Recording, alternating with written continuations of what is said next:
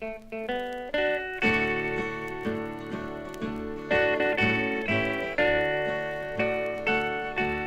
a rolling stone,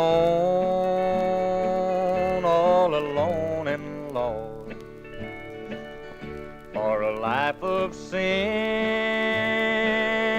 I have paid the cost. When I pass by, all the people say, there goes another boy down the lost highway.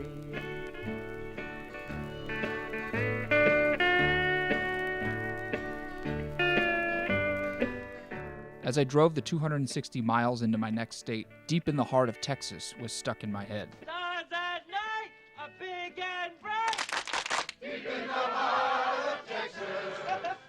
Slowly but surely, the fields of Oklahoma transformed into vast desert landscape.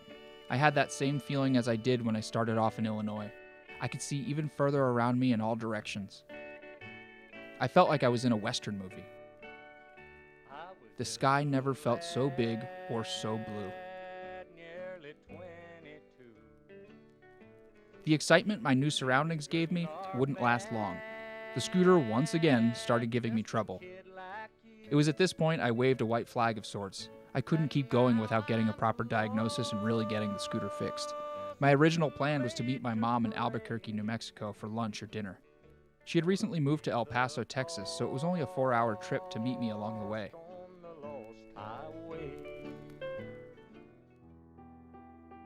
I called my mom and told her the troubles I was having with the scooter. We decided to meet early. I feared breaking down beneath the Texas sun in August. I waited an extra day in Amarillo and got a cabin to stay cool, as I couldn't spend the day in my tent in the triple digits. The temperature read 105 that day.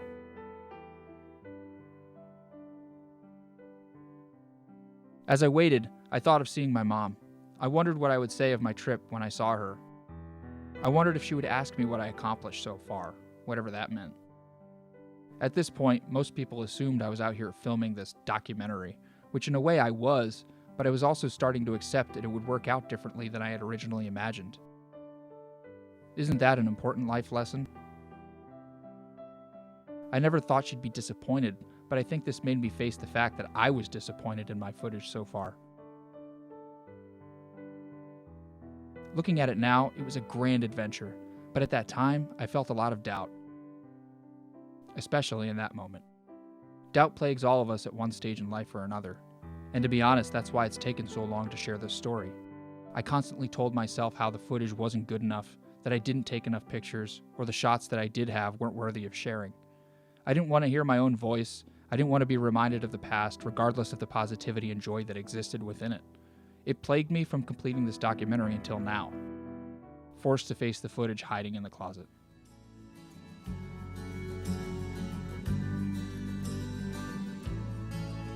My mom arrived from El Paso on August 20th. We put Stella in the truck and continued on the freeway west towards Albuquerque. I gazed out at Route 66 as we flew down the interstate that put the Mother Road out of business. I was betraying my companion. The past 17 days had felt like a lifetime. Little did I know what the days ahead had in store for me. My mom and I did some sightseeing as we waited to hear the diagnosis from the repair shop in Albuquerque. We shopped at the street markets and explored the city. We then finally received a call from the repair shop. They told us it would be some time to get the parts needed to go on. They weren't able to give us a time frame, so El Paso it was. Out in the West Texas town of El Paso, I fell in love with a Mexican girl. This was definitely a hiccup in my plan, but the time with my mom ended up being a great detour. I called weekly for updates, and it was always the same. Not yet. I convinced myself to stay positive for the most part. Kick your feet back, relax, enjoy the time. You just graduated college, you deserve it.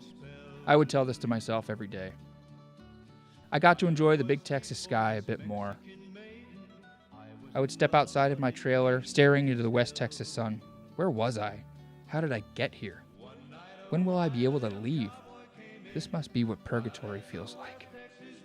I think this was God preparing me for the 2020 global pandemic. I just didn't know it yet.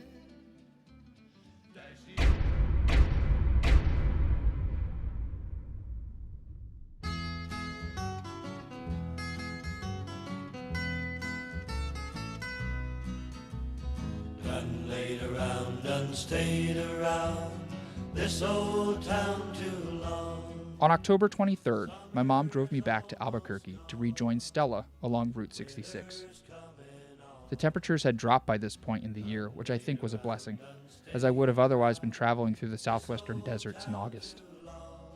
The air was brisk on the next part of my adventure. I wore a few extra layers to be more comfortable since it had been 2 months since I last rode. The fire had been relit for my adventure. On the road again. Just can't wait to get on the road again. The life I love is making music with my friends. And I can't wait to get on the road again. On the road again. The stretch of Route 66 after Albuquerque was my favorite part of the journey, mostly because I love the Southwest. I stopped often to admire big rocks and formations. The landscape morphed around me yet again. It was such a stark difference from the lush green environment of Pennsylvania and Missouri to the massive rock formations and deserts of New Mexico. It's such a beautiful country we have, and admiring it slowly without the obstructed view of the car roof was the perfect way to take it in. I continued through the desert and stopped my first evening back on the road in Gallup. The next morning, Stella and I found ourselves continuing west out of New Mexico, crossing yet into another state, Arizona. Crossing into Arizona was my first big victory for the second half of my trip. It was my first time in a new state since I had broken down. Arizona has a ton of great stops along Route 66, from classic towns full of neon to national parks and famous landmarks. On this particular day, I decided to make a stop at the Petrified National Forest. It was a beautiful park with tons to see. I hadn't even heard of it before seeing the signs. After leaving the park, I rode towards Holbrook, another sleepy Route 66 town. Along the way, my scooter started to feel off. I would lean and the scooter dragged differently than it normally would. I pulled over and checked my tires. My rear tire was losing air. It appeared I picked up an unwanted tag-along, a screw or a nail. I don't remember. I rode into Holbrook and looked for a helping hand. A garage patched me up. I decided not to risk it that evening and stayed in Holbrook. The next morning, I packed up my tent and continued west through Arizona. The first town was Winslow. There I stood on the corner in Winslow, Arizona. The town completely embraces the piece of pop culture in which they are forever tied. With Take It Easy now on repeat in my head, I hopped on Stella with her patched tire and rode towards Flagstaff. I recall Flagstaff being drastically different than the other parts of the Southwest. A lush mountain town that rose above the rest of Arizona as I knew it. There were tall pines that rose high in the air.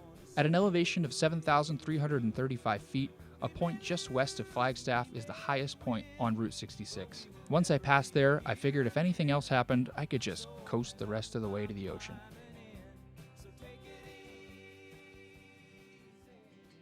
I wish I had more direct memories of this part of the journey.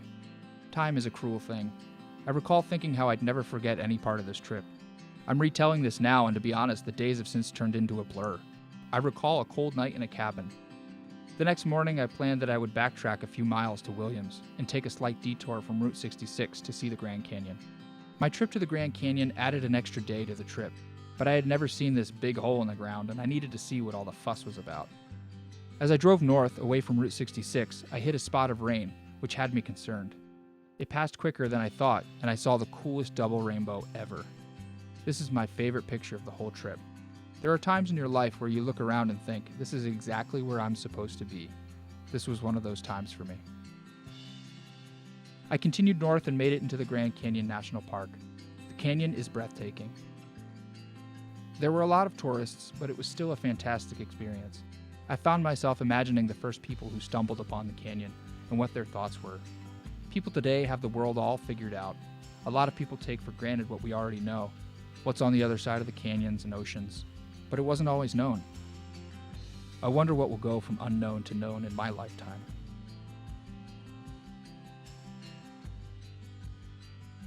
I returned back towards the Mother Road and stayed at a campsite near Route 66 that night. During this stretch of the trip, I stayed in little cabins most of the way. It was too cold to stay in my tent in the desert autumn air. The evenings found themselves near 30 degrees, a big change since my trip had begun. On this day of the trip, I would reach my final state.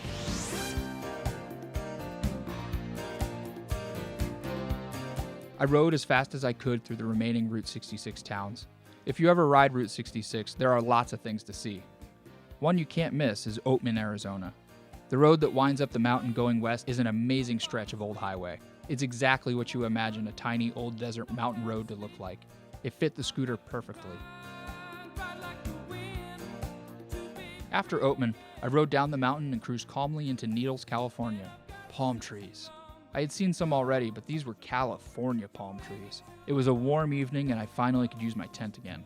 I finally made it to California. I slept well that evening. The next day, I started my trek across the Mojave Desert.